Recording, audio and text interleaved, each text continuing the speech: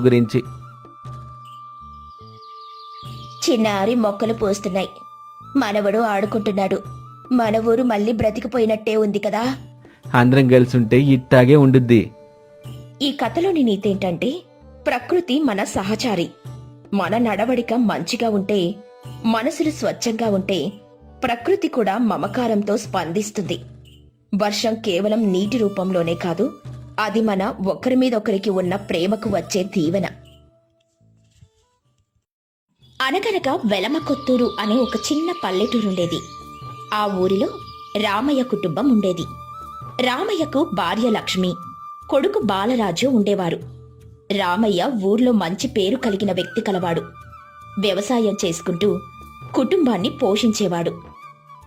ఏంటండి, ఏం చేస్తున్నారు? బాబుకు అన్నం తినిపించటానికి రాగి గిన్నెలో అన్నం కలుపుతున్నాను. నీకు కనిపించట్లేదా?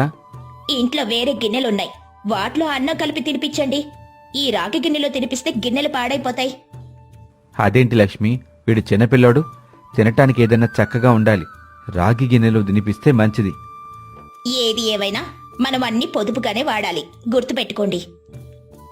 ఇంతలో పక్కింటావిడ సీతారత్నం రామయ్య ఇంటికి వచ్చింది.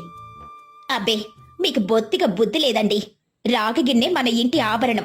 పిల్లాడికి అన్నం వేరే గిన్నెలో కలిపి పెడితే వాడికి నష్టమేం లేదు. జాగ్రత్త, పిసినారితనం ఉండొచ్చు, తప్పులేదు, కాని నీ అంత కాదు. అయినా నీకెందుకు ఇంత పిసినారితనం? మన పిల్లాడికి కూడా చూడ్డానికి ఇంతగా ఆలోచిస్తున్నా? నువ్వు అసలు మనిషివేనా? నేను మాట్లాడుతుంది మన కోసమే. ఇప్పుడు మనం జాగ్రత్తగా ఉంటే రేపు వాడి భవిష్యత్తు బాగుంటుంది. మీకు అర్థమవుతుందా? మనం ఇప్పుడు ఏదైనా పొదుపుగా వాడితేనే రేపు పొద్దున్న మనకు ఉపయోగపడుతుంది.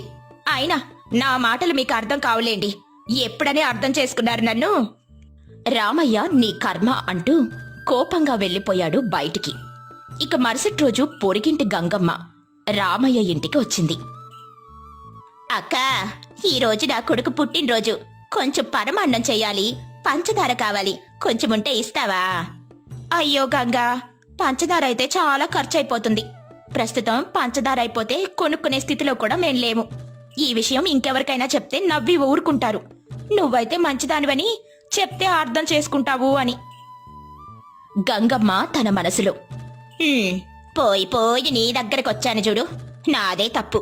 పంచదార ఇవ్వడానికి కూడా ఇంత పిసినారితనం చూపించడం వెర్రితనం కాకపోతే. పోనీలే లక్ష్మి, ఖర్చు పెరిగిందని చెప్పి ఆ పిల్లడికి ఏ తిండి పెట్టకపోగలవు. జాగ్రత్త మరి. మనం ఆరోగ్యంగా ఉంటే ఏదైనా సంపాదించొచ్చు. అలా గంగమ్మ అక్కడి నుండి వెళ్లిపోయాక